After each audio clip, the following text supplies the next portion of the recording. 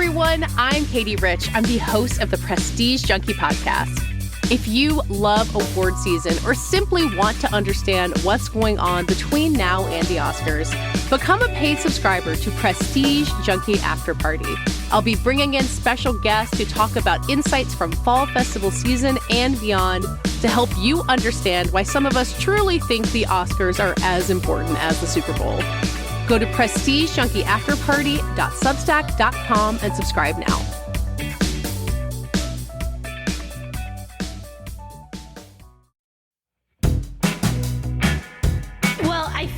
Now it suddenly feels like a distressed asset when it is in fact the crown jewel of the Warner Brothers Discovery portfolio. I'm gonna take HBO. We can't let HBO not go first round. Fair.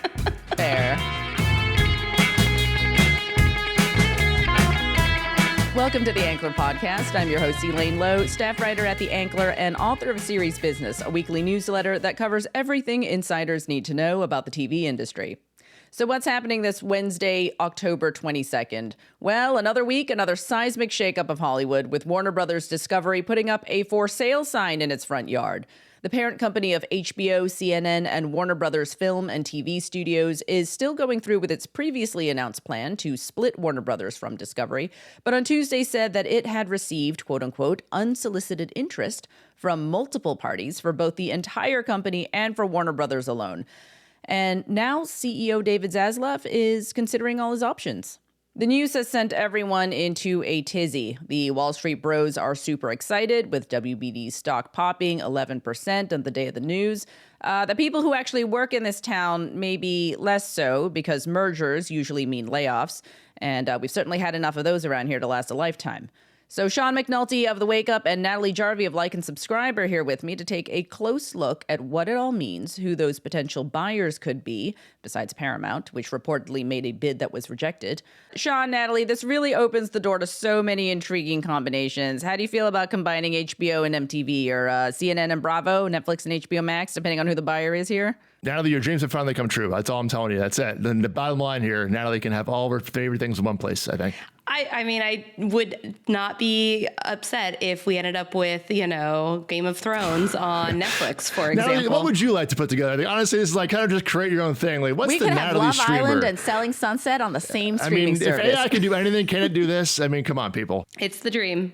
All right, we're going to get more into that in a bit. But first, let's check in with the Ankler's own Matthew Frank, the author of the upcoming newsletter Crowd Pleaser, which the Ankler has partnered on with Letterboxd. He is dialing in from somewhere across the country on day 8 of his grand American adventure, where he's visiting at least 50 movie theaters in about 20 states to get a picture of American moviegoing in 2025. Matthew, welcome from, where are you calling in from? I am calling in from Atlanta. Thank you for having me. Very nice. How many movie theaters and how many states have you visited since you left the TCL on Hollywood and Highland but a week ago? Over 30, like 33, I want to say, and then 13 states. So we're moving here. And how are you holding up? Are you subsisting entirely on movie theater popcorn and hot dogs? Mom wants to know if you're eating, Matthew. Yeah. All right. It's a lot. It's an aggressive amount of movie theater popcorn. It's an aggressive amount of the hot dogs. This is kind of like super size me for movie theaters. I think we're getting a live health experiment here, Matthew. You're a pioneer in documentary. Did we check your blood pressure before you left? Yeah, we better check your stats here before and after this trip, Matthew. I should. No, I'm going to an iPic to treat myself, get some dining, get some, get a burger with some lettuce on it. It'll be good for me. So. Okay. So what's the movie you've seen the most time so far? Because there are only so many movies playing within a 2-week period. Tron has been, unfortunately, a lot. Yeah. Unfortunate is the word I'm hearing come in. You're not in the minority there, Matthew. It's okay. It was not great. I saw that a bunch of times. I saw that one in Spearman, Texas for the first time, which was like the least cyberpunk sci-fi town ever to watch Tron in. But fair. I've seen bits and pieces of Tron probably 3-4 times. What have you learned from the moviegoers of America so far, Matthew? Denise, who works behind the counter in Oklahoma, taught me how to upsell popcorn. Ooh, what's her tip? It was, you're not supposed to say like, oh, like, do you want anything? You're supposed to say, what do you want from the concession stands? And she says that's netted her like $1,000 extra a month, allegedly. But Go Denise. Pro tip. yeah, but no, what I've actually learned about the American moviegoer is it's a lot. It's yeah, I mean, theaters are struggling, particularly the independent ones, but they're finding ways to adapt. Like every single one I've gone to is doing, old movies. Some are doing birthday parties, live events. They're, some are like, a lot of them, a surprising amount are like, well, I have this little space here and now I can do concerts or, have bands. They're really trying to adapt because for a lot of these theaters, the studios are taking this huge cut that's like 65% of the gross, that it makes. And so it doesn't really make sense, especially when, the product itself, people aren't showing up as much for, and they're having to raise prices. So less people are coming out. It just makes it really tough. And these studios still, demand that these theaters play these films, for 3 weeks at a time for some of these bigger releases. And so that really hurts things. And then I went to one theater where they said they're selling as much popcorn to people who are coming in to watch a movie at home than they are for people that are like coming into the theater. Like people are coming in, buying movie theater popcorn, and then going home and watching Netflix. To go. Like they buy bags of it. It's like a shocking amount of them, like over... a lot. But that kind of gets to the consumer part of it, where prices are going up at the independents, at the chains, and then and they're not really happy with the product. I met someone in Tupelo, Mississippi. She and her daughter came, and they're there, and they come every week on Discount Tuesdays to see a kids movie, and they're there. That's sweet. They're there that week, and I asked them what they're there to see, and they're there to see Tron Ares, and I'm like, well, that doesn't seem quite like up this like little girl's alley, but like there's nothing else. It's the Gabby Stallhouse movie. They saw it, and there's nothing else. Again, right? For most of the theaters, you'll hear, well, it's families and old people, but for the families, there's not as much many choices, but it's nice to hear that some folks still have routine movie days tradition. That they're doing. Yeah, I'm leaving feeling somewhat optimistic. All right. Well, thanks so much for checking in, Matthew. We're going to try to talk to you next week when you land in New York, right? What the last stop is the AMC in Lincoln Square? Yes. Yeah. Next week I will be AMC Lincoln Square Tuesday night, and then I will sleep for a while. You don't know what day it is, do you, Matthew? I've lost track of everything. Try to eat a vegetable. It's a good tip. Eat a vegetable for Natalie, would you? All right. Pick some roadside stand. Get something. Get some corn. Thanks so much, Matthew, and safe travels on the road. Thank you for having me. Good to see you guys. All right. Well, Matthew forges ahead to Tennessee's finest movie theaters. The Ankler himself, Richard Rushfield, is joining us now for his take on, as he puts it, Zazpocalypse Now. Richard, normally I would ask you if the news of a Warner Brothers Discovery sale was a surprise or if you saw it coming, but I feel like that question doesn't matter anymore. Like the Hollywood of the last 5 years is one that's been in such constant roiling turmoil, one that's endured fires and plague and bubbles that have since burst. I think the real question is, what is the best case scenario here where a WBD sale is good for the health of the business? Is there one? There's not one that we can see right now. I'll tell you the worst case scenario. The worst case scenario is that it gets bought by another studio and that it is absorbed into the studio and disappears, just as Fox did into Disney. And that is the nightmare scenario, and that we want to avoid. So what are the ways around that? I mean, the things that are bandied out there aren't a lot to get excited about. There's talk that the Saudis are going to make a bid for it. Some kind of tech company, Facebook or Microsoft or someone like that can come in. You long for the old-fashioned billionaire who just wanted to hang out on, who made a lot of money in oil or whatever, who just wanted to hang out on a set with movie stars. Or a soda company. Wanted to live in Bob Evans' house. Electronics company or something. Yeah, right, Richard. Yeah, a soda company with stupid ideas about synergies. They're not stupid, Richard. They'd be great right now. Coke, we were listening again. You're welcome back anytime to Hollywood. You looking for a telecom company here again, Richard? What's happening? Maybe not telecoms. I mean, we go to the telecoms. Still too soon. Yeah, too soon on the. Yeah, exactly. Yeah. As far as we know, as far as anyone's heard, none of those are on the horizon right here. So what we're looking at is a lot of bad choices, and hopefully we will get one that involves Warner. I mean, that is all I want right now, for Warner to survive as a studio, and I would accept pretty much anything else than it being absorbed into others. You're telling us a debt-laden entertainment company isn't like a hot acquisition, property right now, Richard? I can't believe it.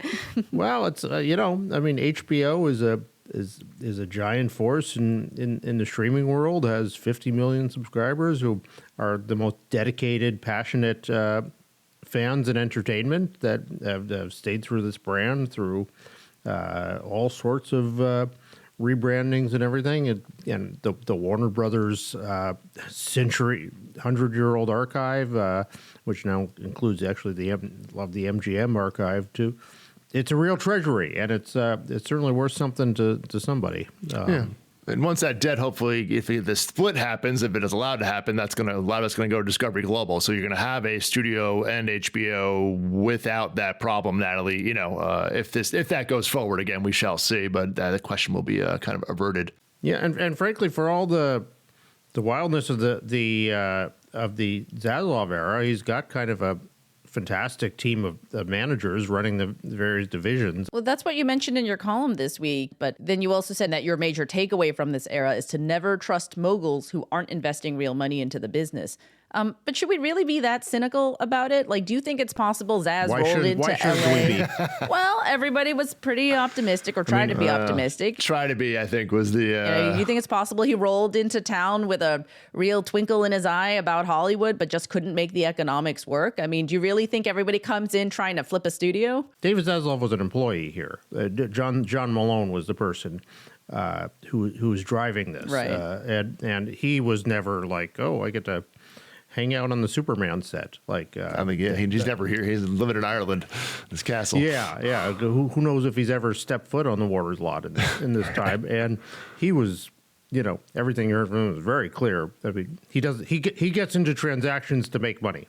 Yeah, that's it. Is there any hope, do you feel like, for this transaction? Is there any configuration that gives you any sense of optimism about the future of the business? Not that is on the table right now. We'll see what emerges before this is over. I mean, one thing I've heard is that the Trump administration is hostile to Comcast for a lot of reasons. That Donald Trump personally, that sure, maybe they weren't nice to him, didn't give him enough bonuses when he did The Apprentice, or he's mad at MSNBC. NBC News. So what might normally be a friendly regulatory environment might not be so much, is what you're saying. Clearly, yeah. So one hope would be Comcast buys it.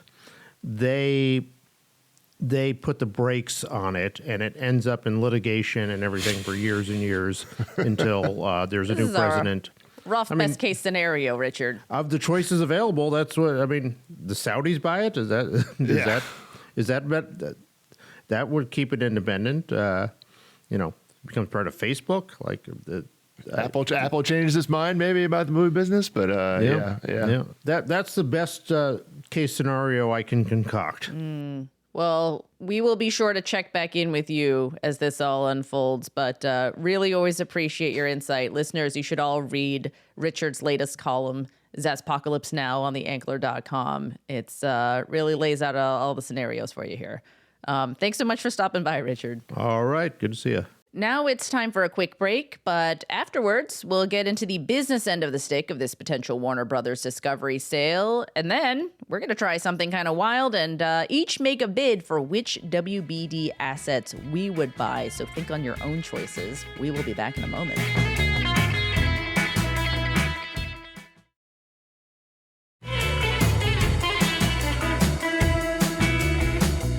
Welcome back to the Ankler Podcast. I'm back with Natalie Jarvie of Like and Subscribe and Sean McNulty of The Wake Up. So Sean, Natalie, listening to Richard talk, M&A has been the name of the game in the industry for the last decade now, starting with AT&T announcing it would acquire Time Warner, which is now WBD, in 2016, Disney announcing it would buy Fox shortly after that. We've got Amazon MGM, what's now become Warner Brothers Discovery. To put it in Marvel speak, is this Hollywood's Endgame? Is Zaz or somebody else just like Thanos snapping his fingers and cutting the number of Hollywood studios in half over the last 5 years? I feel like there's been talk of more consolidation for a while, so none of this comes as a complete surprise to me.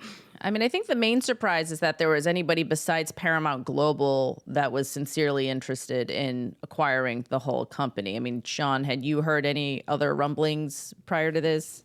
Well, yeah, I mean, I don't know that anybody said they're going to buy the whole thing. They've had interest about... Well, the wording was a little vague, right? Like, there's unsolicited interest. Yeah. They were maybe interested in buying a part of us. Maybe they were interested in buying all of us. Right. Which I think is the emphasis on that. And that's really kind of, I don't know, there's a lot of buyers coming in looking to take on $34 billion of debt, which comes with this deal. So again, this is before the split. So you are buying all of it. You're getting all the cable networks, the studio, HBO, and the debt. So that puts off a lot of people. You have some buyers who really don't want to be in cable, namely Netflix, who reiterated that yesterday in their earnings call. Any kind of big tech player, I doubt wants to beat it if they were to come in, whether that be a Google or an Apple. They've expressed interest per se, but that would be a hard sell. NBCU is the only one and Paramount are the only two that kind of you could say, all right, maybe NBCU would spin the cable networks into Versant and do something along those lines and just keep the IP for themselves. Paramount, again, is trying to make cable work in a sense, so we'll see about that. But the wording that really caught my eye in the document that they released was, they've set this plan for WB Studios and Discovery Global to split and define what's in each company, and they've kind of... By about mid-26. Yeah, they said hopefully by April is the timeline they most recently updated with. And now the wording in it was like, essentially, we can reconfigure those depending upon what people want. So this is Zaz's big flair being shut up into the M&A marketplace, being like, hey, kind sir, what would you like of our assets? And we will configure that for you, essentially. So that's the again, I'm not in so many words, Elaine, but certainly what's implied there. So but that's your read, that maybe we don't divvy it up this way. Maybe if you're interested in buying a different cluster of the Discovery networks. Exactly. If you're right now, Discovery Global has the sports. So like maybe if someone had a real big interest in the sports, the sports package, that could be maybe something that's flexible, or they don't want some aspect of, the thing is you can dice this up in a pretty dire way, not to get on Richard, not to kind of reiterate Richard's saying, but like he'd be like, all right, we don't really make and sell TV shows, so we don't want the Warner Brothers Television, but we want WB Studios because we like the movie business or something. You could really dice these things up in a way where maybe that creates the most value in terms of like the highest price, which is what Zaz is really ultimately going for here. Mm-hmm. But to Richard's point, it could make a lot of businesses either decrease in size or materially go away. So that's the real danger there. But all bets are off here, Elaine. Zaz is, really trying to figure out something else besides this Paramount, the Peace Guy offer, which they've come back again. There was a second bid this week reported in many outlets for roughly $24-ish a share, maybe $25. That WBD rejected again. So again, this is the escalating. WB has to consider these. These are legitimate offers for the business. They can't be like, well, I don't like it. Like, that's not how this works. Shareholders can sue you if you don't take a deal that's very good on the table. So a lot of factors here, Elaine. And, it's interesting that Netflix keeps popping up as one of the names. I think Comcast and Netflix. But Netflix, Ted Sarandos and Greg Peters, the co-CEOs there, have repeatedly indicated that they are not interested in that kind of M&A. I mean, if you look at the history of companies that Netflix has acquired, it's mostly very short. Small gaming studios or little animation production companies. The Roald Dahl library is their biggest real acquisition. Yeah. They have not indicated any major interest in suddenly taking on $34 billion in debt and however many basic cable companies. So it's curious that their name is in the mix in any capacity. I think this is the dream, right? That, suddenly Netflix could own HBO and these two former rivals could merge their assets. And, the HBO would give Netflix a lot of access to, some very prestigious shows, some big franchises. Netflix has kind of always struggled with like launching, original franchises. But I don't see this happening in any major way because, like Ted Sarandos said yesterday, he isn't interested in owning a linear television network. That's antithetical to what Netflix has been hyper focused on, which is, providing a streaming service, making it as easy as possible to stream movies and TV shows. Yeah, well, I mean, but separate the cable network business out of it. They're not many of these businesses. Theatrical movies, they have reiterated once again, we are, in it to provide movies for our subscribers. Licensing TV and movies from your library to third parties. Netflix does not license their products to other companies. And C, producing TV shows for other streamers. They don't do that, which is, again, that's a big part of the WB TV business. So the DNA of Warner Bros. Discovery, it's just the IP. That's like, would a Harry Potter TV show on Netflix be amazing? Of course. Would a Dune movie on Netflix be fantastic? Great. But the business fundamentals, Natalie, it's across the board. I have a hard time. Unless they want to expand into these businesses that they've, kind of sworn off, repeatedly. Not that Netflix never changes their mind, but it's a lot of again, shrug emoji of I don't know what I kind of believe them a little bit at the face. If the price was right, okay, fine. But there's a bidding war going on. They've already done this with UFC where they stepped out. I mean, Paramount was willing to pay, over $7 billion for the rights, and Netflix is like, okay, it's all yours. They were in it to the end there. So yeah, people want Netflix to come in and be this savior for the industry. It upended the whole industry. Now it needs to save the industry. Netflix is going to do what's best for Netflix. And end of story. Yeah. But Comcast would actually make a little more sense here, especially as you think, I don't know, even just from the consumer end of it, right? Like Comcast has all of these theme parks. They have Universal Studios. Imagine what you could do if you combined all of the Warner properties. Hey, we've already got Harry Potter at Universal Studios. That's true. The theme parks. Yeah. Yeah. Yeah. I mean, it's the NBCU of it all. I mean, and Comcast is, primarily a domestic company outside of Universal Films selling, distributing films worldwide. They bought Sky, and that's another deal, Elaine, in the past 7 years that does not look great in retrospect in terms of how much they paid for that company and how it paid off. They recently sold off the German business. They tried to put Peacock overseas in the UK. That they pulled that back. There's a report today about the Sky Showtime JV they have with Paramount losing a lot of money in the first 3 years, somewhere a deficit of over $1 billion.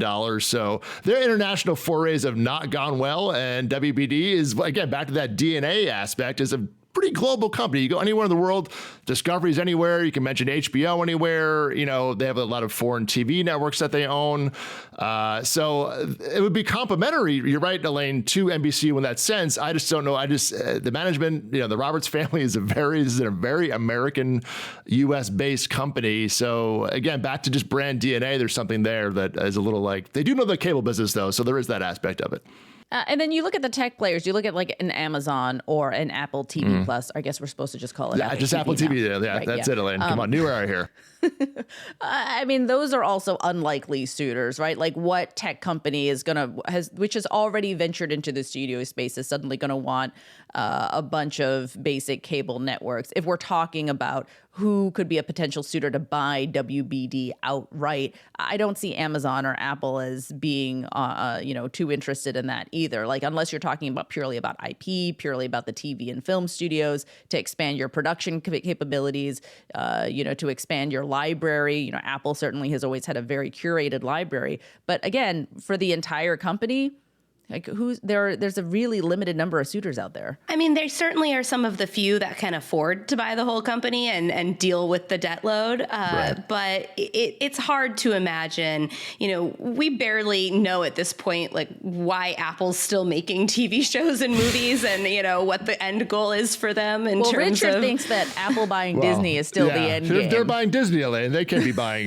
Warner Bros. Discovery. Don't be silly. I certainly could see an Apple HBO tie-up. I mean, Apple already works really closely with Richard Plepler, the former HBO leader. I think that they've really modeled a lot of their original programming strategy off of HBO and keeping things really prestigious and, not, high budget and, not making too many projects. But it's hard to imagine that Apple wants to load themselves down with a bunch of cable networks and other businesses. But along those lines, Natalie, as you mentioned, as I said, that key wording in that letter was kind of like, we're open to offers. So you know what? They're not saying you have to take the cable networks. And again, they are planning to split that off. That already is in motion. So like, I leave the cable networks even out of this equation. But again, you just want HBO? Let's talk. You just want, okay, you're going to give HBO to Apple. I'm going to give the Warner Brothers studio to Netflix. Like, you know, this is this kind of level of conversations that are now going to be on the table for Zaz. So these kinds of scenarios, while would be seemingly far-fetched maybe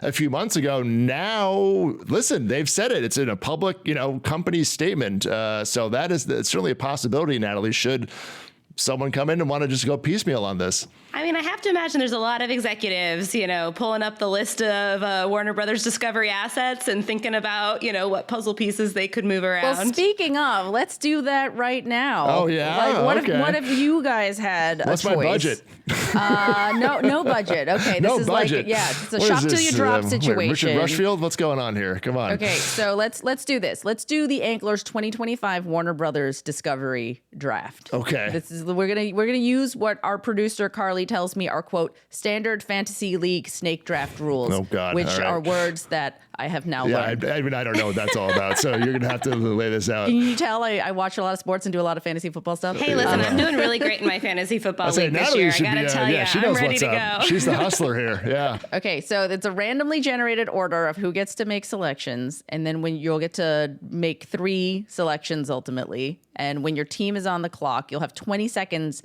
to pick a WBD-owned network or asset, and you have to tell us why you're choosing it while you reason through those 20 seconds. And once we each have our teams of 3 apiece, we're going to discuss, see if we want to make any trades. Okay. The round 1 order is Sean, and then me, and then Natalie. So Sean, you're up first. You've got 20 seconds. Walk us through it as you're thinking about it. What's your first pick? Go. Well, this one's easy. I mean, I work there, HBO. If I don't buy HBO, I mean, come on, you know, how great would it be to, you know, you go back and buy the place you used to work at. So done. I'm taking HBO. If I get HBO Max with that, that's essentially the same thing here. No, that is a separate entity. Well, I'm taking HBO Sean. Max. You can have HBO. I'm taking HBO Max because HBO Wait, is so in you're HBO taking Max. HBO Max? No, but okay, that's up for debate. But fine, HBO Max is your first pick, Sean. It's in Okay, the name. I'm up next.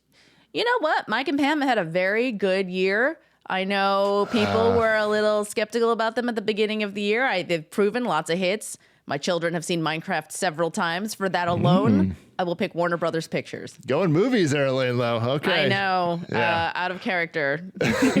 You're up now. Wow. All right. Well, I feel like now it suddenly feels like a distressed asset when it is, in fact, the crown jewel of the Warner Brothers Discovery portfolio. I'm going to take HBO. We can't let HBO not go first we round. have to put a pin in this, but all right, still. Anyway, I still think but I own the streaming service, so I can determine whether you're on it or not. So there you go. Oh, man. Okay. Just sell to somebody else. You have a to make linear you my network, boss, Natalie. Sean. Congratulations. You just bought a TV network.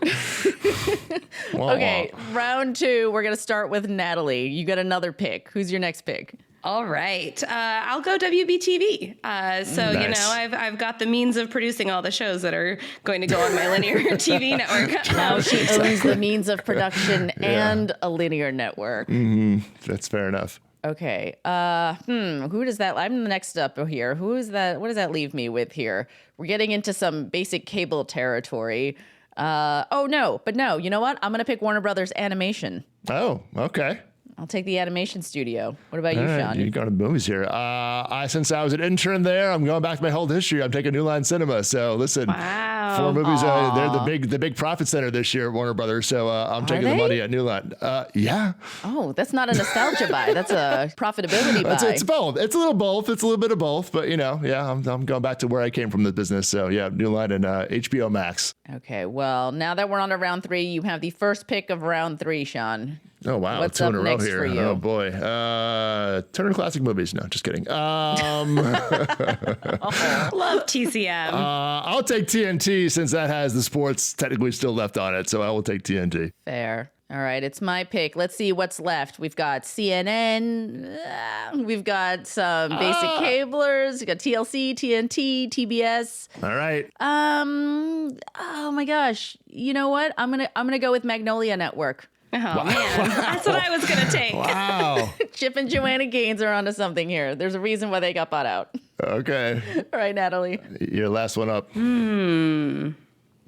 Okay. Do I want CNN? Yeah, that's everybody's question. Going D2C. It's true. It's true. I'll take DC Comics. It's not bad to have an IP generator. We can. And CNN gets left on the shelf. All right, this is a pretty good team. So, Sean, you've got HBO Max, New Line Cinema, TNT. Those are your most valued Warner Brothers Discovery assets. Natalie, you picked HBO, Warner Brothers Television, and DC Comics. That's a really strong lineup. I think so. And I got Warner Brothers Pictures, Warner Brothers Animation, and for some reason, Magnolia Network. I think in retrospect, I panicked. I think that's pretty much confirmed. Yes, exactly. I should have gone with Food Network. That's what I should have gone with. HGTV actually would have been your best bet. That's the most watched left network on there after CNN. Love it or list it. Okay, so how are we feeling about these? I'm feeling really good. Usually when you do a draft like this afterwards, the platform will grade your team, and I'm grading myself an A. Oh, wow. Self-grading. Okay. Congratulations, Natalie. No, I still think I own your network, so I think that I'm feeling pretty good in my line of thinking. We're gonna have to work together, Sean. I got sports. Yeah, we're gonna be working together. Yeah, exactly. And I got some movies and New Line. So I find it interesting that nobody wanted to touch CNN. What does that say? I think it says it all, Elaine. I'll leave it at that. Okay. Does anyone want to make a trade? I think you're on your own there, Elaine. I'm sorry. Nobody wants Magnolia Network is what I'm hearing. Network. Fine. Yeah. Sorry about that. Okay. What's your first big deal though that you want to green light? Anybody you want to bring in on an overall, any big project you want to green light here? Yeah, which of my shows are you bringing to HBO Max, Sean? I'm going New Line. I'm going to green light a comedy. So that's what I'm going to do. I'm going to green light a comedy with Miles Teller and Shane Gillis. There you go. Give me a script, everybody. Wow. I mean, honestly, Natalie, I do think you had the best one with both HBO and Warner Brothers TV. You've got the means of production. You've got the crown jewel cabler. That seems like a win there. I can, create some new comic book characters, bring in some. Exactly. Yeah. That's get right. WBTV to produce. Carte blanche on your favorite comic book there. Yeah. All right. Well, listeners, who do you think made the best draft and who would you have picked that we didn't? Any Animal Planet fans out there? Anybody who thinks we should have gone with Warner Brothers Games or the ID Network, Murder Central? Anybody? Let us know. We're at podcasts@theankler.com. Otherwise, that is a wrap on this week's Ankler Pod. Thanks so much for listening. And if you liked today's episode, which I hope you did, leave us a rating and review on Apple Podcasts or Spotify. We love to hear from you, and it helps our little show grow and find new listeners. Thanks as always to Natalie Jarvie, Sean McNulty, and Richard Rushfield, and Matthew Frank. I'm Elaine Lowe. We'll see you next week.